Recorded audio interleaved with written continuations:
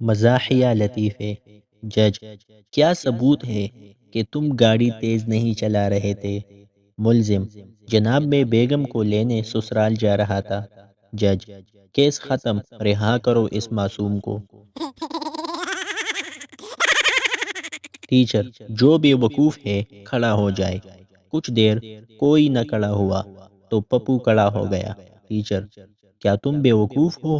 پپو: نہیں مس، آپ اکیلی کھڑی تھی، مجھے اچھا نہیں لگا۔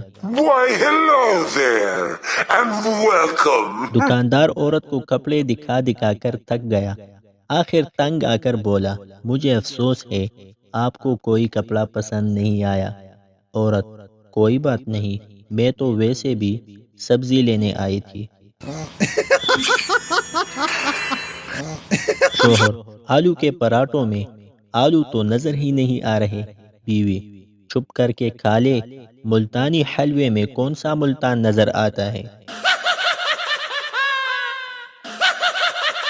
کنجوس: یہ کیلا کتنے کا ہے؟ دکاندار: 10 روپے کا۔ کنجوس: 6 روپے کا دے دو۔ دکاندار: 6 روپے کا تو اس کا چھل کا ہے۔ کنجوس: پکڑ 4 روپے، چھل کا رکھ اور کیلا دے دے۔ ایک بچہ چاکلیٹ کھا رہا تھا، پاس بیٹھے آدمی نے کہا، اتنی زیادہ چاکلیٹ کھانا اچھا نہیں ہوتا۔ بچہ بولا، میرے دادا ابو 105 سال جیے تھے۔ آدمی: کیا وہ بھی چاکلیٹ کھاتے تھے؟ بچہ: نہیں، وہ اپنے کام سے کام رکھتے تھے۔ استانی: اگر اپنا کردار اچھا کرنا ہے تو اپنی ہر استانی کو ماں سمجھو۔ شاگرد: لیکن اس سے تو ہمارے ابو کا کردار خراب ہو جائے گا۔ استاد: کبھی تم نے کوئی نیک کام کیا ہے؟ شاگرد: ہاں۔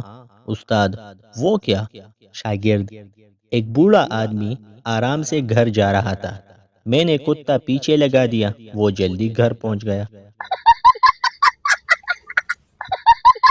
پبلک ٹوائلٹ میں کسی نے لکھا تھا، دنیا چاند پر پہنچ گئی اور تم یہاں بیٹھے ہو۔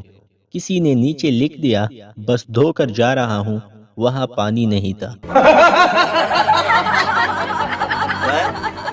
پپو دریا میں گر گیا، ڈوبتے ہوئے اس کے ہاتھ میں مچھلی آ گئی۔ پپو نے مچھلی کو پکڑ کر باہر پھینک دیا اور بولا، جاؤ تم اپنی جان بچاؤ، ہمارا اللہ مالک ہے۔ That's the funniest thing I've ever seen in my life.